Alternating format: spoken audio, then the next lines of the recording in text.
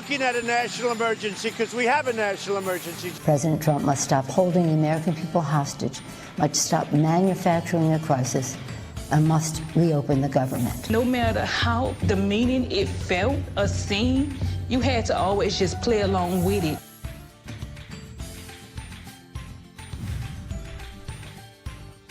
President Trump in prime time delivering a familiar pitch from a different setting, selling his hardline immigration plan in his first ever Oval Office address.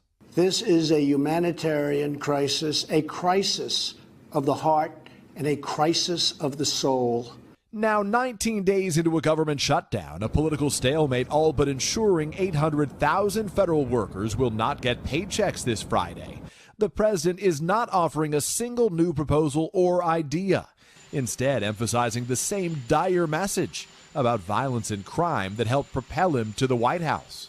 I've held the hands of the weeping mothers and embraced the grief-stricken fathers. So sad, so terrible. How much more American blood must we shed before Congress does its job? President Trump blaming his political opponents for the shutdown. The federal government remains shut down for one reason, and one reason only, because Democrats will not fund border security. Ignoring his own words from just last month. I am proud to shut down the government for border security. Also ignoring that he torpedoed a plan Senate Democrats and Republicans initially agreed to that would have kept the government open while greenlighting more than $1 billion for border security, though none of it for a wall. President Trump overnight frequently fudging the facts. On that border wall, at the request of Democrats, it will be a steel barrier rather than a concrete wall. But Democrats have repeatedly resisted a wall, regardless what it's made of. On his claim that a wall would stop drugs from pouring into the U.S. from Mexico. Every week, 300 of our citizens are killed by heroin alone, 90% of which floods across from our southern border. In a rare joint rebuttal, House Speaker Nancy Pelosi and Senate Minority Leader Chuck Schumer responding to President Trump Tuesday night for refusing to reopen the government unless he gets $5 billion for his border wall. President Trump must stop holding the American people hostage, must stop manufacturing a crisis, and must reopen the government.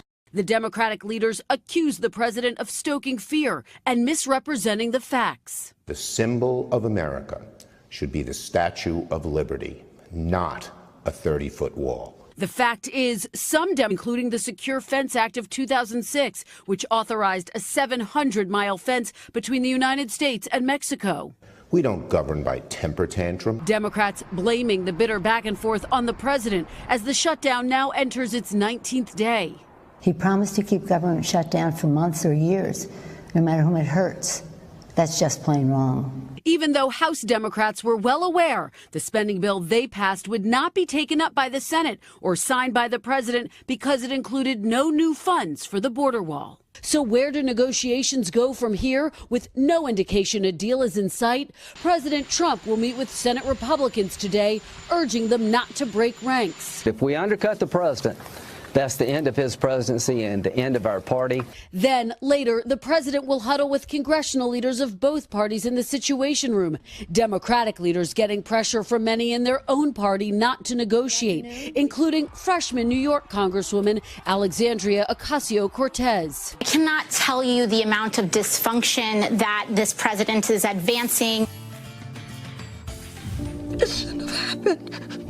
This morning, just days after the explosive DOCUSERIES Surviving R. Kelly detailed disturbing allegations of abuse, the Cook County State's Attorney in Illinois is urging any accusers to share their stories with prosecutors.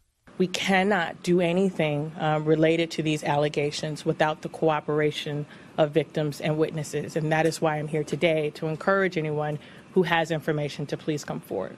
The prosecutor says at least 2 families have shared information about Kelly, but for now they don't have enough evidence to file criminal charges against the multiple Grammy-winning singer. In the Lifetime docuseries, accusers of Kelly's alleged sexual, physical, and mental abuse, detailing what they call his predatory behavior, including claims of sex with minors and homes filled with sex slaves under Kelly's control.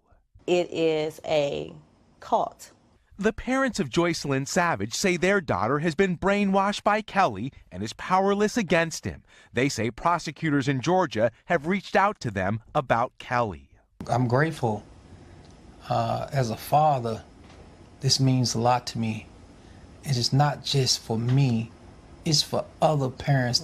While JOYCELYN Savage denied the claims to TMZ, her parents say Kelly's manager threatened them for going public, outlined in this police report obtained by NBC News. Unable to be reached for comment, Kelly has consistently denied any wrongdoing and has never been convicted of any related crimes. His accusers now say his time is up.